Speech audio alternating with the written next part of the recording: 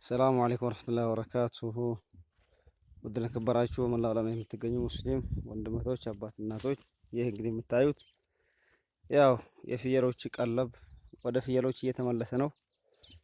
መብታቸው ይከበር በሚል ያው ወደ መብታቸው እየተመለሰ ነው። ይህ የምታዩት አዶባ መርዝ አደንዛዥ እጽ ድምጽ የሌለው አውዳሚ መሳሪያ ትውልድን ገዳይ ጥርስን የሚያዝግ ጨጓራን የሚልጥ ኩላሊትን ፌል የሚያደርግ ስራ የሚያስፈታ የሽርክ አቃጣሪ የቢድዓ አጋፋሪ የሆነው የአህባሾችና የሱፊያዎች ቀለብ የሆነው ጫት ነው። እንግዲህ ይሄንን በቤተሰቦቼ ጓሮ ውስጥ ይገኝ ነበር። ከብዙ ትግል በኋላ አላህ ረድቷቸው ወደ አህለ ሱና ወል ጀማዓ መንሀጅ መተው ጫት ሐራምነቱን ተረድተው ይነቀል። አው እኛ ህዝብን አናደነዝዝም፣ ትውልድን አናበላሽም፣ አናሰክርም በሚል ያው ዛሬ አላህ ረድቶኝ ይኸው እየነቀል ነው ይገኛል ማለት ነው። አልሐምዱሊላህ በቦታው የተሻለ ምርት አላህ ያምርትበት። እንግዲህ ያው አህባሽ ጉድሽ ፈላ ቀለብሽ ይኸው ወደ ፍየሎች እየተመለሰ ነው። የፍየል ቀለብ ወደ ፍየሎች እየተመለሰ ነው። ሐቃቸው መብታቸው ነውና ሸይኹል ኢስላም ኢብኑ ተይሚያ አለይሂ ረህመቱላህ እንዳሉት አህለ ሱነቲ ወል ጀማዓ አዕለሙ ቢልሐቅ ወአርሐሙ ቢልኸልቅ ይላሉ።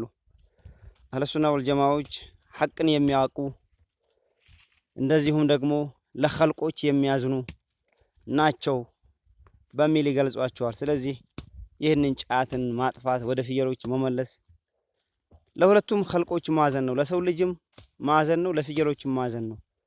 እንዴት ብትሉ ሰው ልጆች ይህንን እየበሉ አውዳሚ መሳሪያ አደንዛዥ እጽ በልተው ከዲናቸው እንዳይርቁ ጤናቸውን እንዳይጎዱ ይሄ መርዝ ስንቶቹን ከትዳራቸው አፋቷል፣ ስንቶቹን ከስራ አፋቷል፣ ስንቶቹን ደግሞ ከነበሩበት ወደ እምነት ከነበሩበት ትክክለኛ ዲን ወደ ሽርክና ቢድዓ መልሷቸዋል። ደግሞ ይሄ አውዳሚ መሳሪያ ጾታን የሚቀይር ነው። ሴቱን ወንዳ ወንድ የሚያደርግ ወንዱን ሴታ ሴት የሚያደርግ ስሜትን የሚያኮላሽ መርዝ ነው፣ ራቁት። ስለዚህ ይህንን አውዳሚ አዘንዛዥ እጽ አስካር ቅጠል ያው ይጥፋ ሲሉ አህለ ሱና ወል ጀማዓዎች ለሰው ልጆች አዝነው ነው። እንደዚሁም ደግሞ ወደ ፍየሎች ይመለስ የፍየሎች ቀለብ ነው ሲሉ ለፍየሎች አዝነውላቸው ነው። ስለዚህ ይህንን ማጥፋት ማውደም ከሰው ልጅ ቀለብነት ወደ ፍየሎች ቀለብ መመለስ የፍየሎች ሐቃቸው ነው። እንደዚሁም ደግሞ ለሰው ልጆችም በማዘን ነው፣ ለፍየሎችም በማዘን ነው ማለት ነው። ስለዚህ አህለ ሱና ወል ጀማዓዎች ሸይኹል ኢስላም ኢብኑ ተይሚያ እንዳሉትም ሐቅ ላይ አዋቂዎችና ለፍጥረታት አዛኞች ናቸው እንዳሉት ትክክል ነው። ከዛ መገለጫዎች አንዱ ይህ ነው ማለት ነው።